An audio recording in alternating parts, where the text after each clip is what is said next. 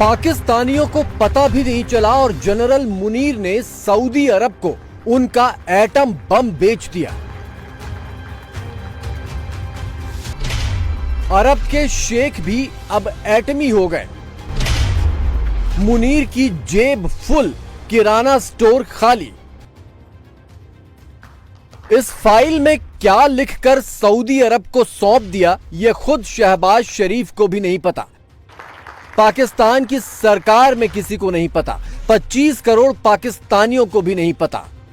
अगर किसी को पता है तो वो है सिर्फ एक शख्स, पाकिस्तान का army chief general Asim Munir. और आसिम मुनीर ने इस फाइल पर वो लिखकर सऊदी अरब को सौंप दिया जिस पर पूरा पाकिस्तान इतराता है, वो है पाकिस्तान का एटम बम। सऊदी अरब और पाकिस्तान के बीच जो समझौता हुआ उसकी डिटेल्स क्या है, म्यूचुअल डिफेंस एग्रीमेंट में क्या होगा क्या नहीं होगा, यह पाकिस्तान में कोई नहीं जानता। लेकिन कहा यह जा रहा है कि पाकिस्तान की फौज सऊदी अरब ने किराए पर ले ली, पाकिस्तान के मिसाइल सऊदी अरब ने किराए पर ले लिए, और तो और पाकिस्तान के एटम बम भी सऊदी अरब ने किराए पर ले लिए। जब सऊदी अरब पाकिस्तान से एटम बम ले ही लेगा तो वो इसका क्या करेगा, कहां इस्तेमाल करेगा, किस पर इस्तेमाल करेगा, ये सारे सवाल पाकिस्तान की रेंज से बाहर हो गए, क्योंकि बम और फौज के बदले में सऊदी अरब ने पाकिस्तानी जनरल आसिम मुनीर का मुंह डॉलर से भरकर बंद कर दिया है। पाकिस्तानियों के लिए सबसे बड़ा सवाल एटम बम या उनकी मिसाइलें नहीं है। सवाल बस ये है कि बम के बदले में क्या सऊदी अरब उस वक्त उनके साथ खड़ा होगा जब इंडिया अगली बार मारेगा। पता किसी को कुछ नहीं है, लेकिन बस एक कपोल कल्पना को सच्चाई मानकर पाकिस्तानी झूमे जा रहे हैं। ऐसी खबरें आनी शुरू हो गई हैं कि एग्रीमेंट के तहत पाकिस्तान ने अपनी फौजें भी सऊदी अरब भेज दी हैं। पाकिस्तानी फौजियों को सऊदी अरब और यमन के बॉर्डर पर तैनात किया जा रहा है, क्योंकि यमन से सऊदी अरब की पुरानी दुश्मनी है और अब सऊदी अरब की जंग पाकिस्तानी फौज लड़ेगी। पाकिस्तान सरकार या फौज ने इन खबरों पर जुबान बंद कर रखी है, लेकिन सऊदी अरब के साथ हुए एग्रीमेंट के बाद पाकिस्तानी सोशल मीडिया में अरब जाने की होड़ लग गई है। वीडियो पर वीडियो बनाए जा रहे हैं। असल खेल कर्ज का ही है, जो देने वाला है सऊदी अरब और लेने वाला है पाकिस्तान। इस कर्ज के बदले और कर्ज की किश्तों में छूट देने के बदले सऊदी अरब जनरल मुनीर से जो न करवा ले कम है। पाकिस्तान का एटम बम भी इसी लेन देन की ही भेंट चढ़ा है। ये जरूर है कि इस डील के बदले मुनीर की जेब डॉलरों से ठसाठस भर गई होगी।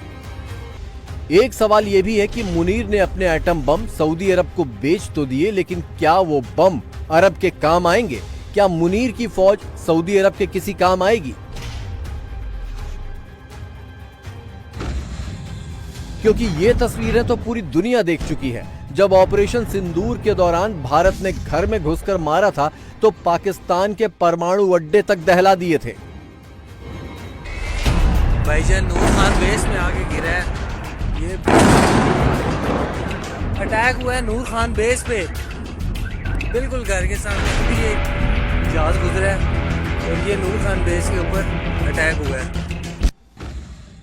एक और बात पाकिस्तानी खुद पूछ रहे हैं कि जब टीटीपी और बलोच बागी पाकिस्तानी फौज को घर में ही मारते हैं, मन मर्जी एम्बुश लगाते हैं, मन मर्जी धमाके करते हैं और जब जी आए उड़ा देते हैं, ऐसी फौज सऊदी अरब जाकर यमन विद्रोहियों से क्या खाक लड़ेगी?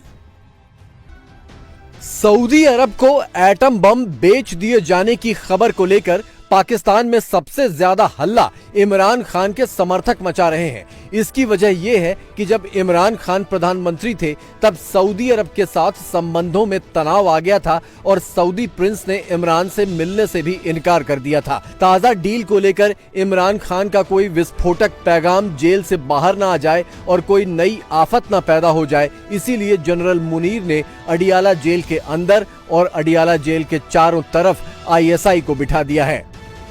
जनरल मुनीर एटम बम और अपने फौजी बेचकर अपनी जेबें भरने की जल्दी में है। इससे पहले कि सऊदी प्रिंस का मन बदल जाए या अमेरिका और चीन की तरफ से कोई नया दबाव आ जाए, वो इस डील को अमल में ला देना चाहता है। रह गई पाकिस्तान की पब्लिक तो उसे बिजली, आटा और इंटरनेट की जंग से ही फुर्सत नहीं है। पाकिस्तान के बलोचिस्तान और खैबर पख्तूनख्वा प्रांतों में कहर टूट रहा है। एक तरफ बलोच लड़ाके फौज को चुन चुन कर मार रहे हैं तो दूसरी तरफ टीटीपी वाले चौकी पर चौकी कब्जाए जा रहे हैं। अपनी जमीन पर पाकिस्तानी फौजियों के पैर उखड़ रहे हैं, लेकिन जनरल मुनीर सऊदी अरब को सिक्योरिटी का चूरण बेच आया। वैसे पाकिस्तान के आतंकी संगठन काफी पहले से इस फिराक में है कि किसी तरह फौज का एटम बम उनके हाथ लग जाए। मुनीर आर्मी तो पहले ही आतंकियों के आगे सरेंडर है, इसीलिए एक शक ये भी है कि शायद आतंकियों के संभावित कहर से बचने के लिए डील के बहाने मुनीर अपने एटम बम सऊदी अरब में छिपा आया।